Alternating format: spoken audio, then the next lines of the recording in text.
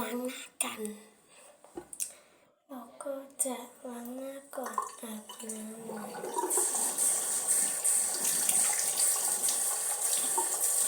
จะใช้ตัวนี้อะไรอาบน้ำอยู่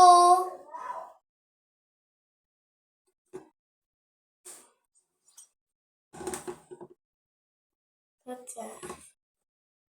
ใช้นี้นะคะเพราะว่ามันช่วยทำความสะอาดลดการสะสมของแบคทีเรียค่ะเลยจะใช้ล้างหน้าก็เลยน่าจะ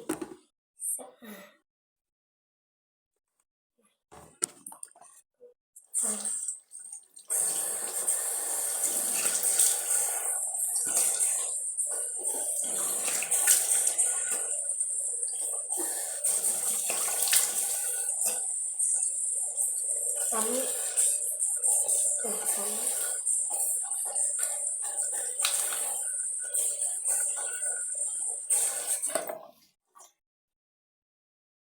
แล้วก็ถูไป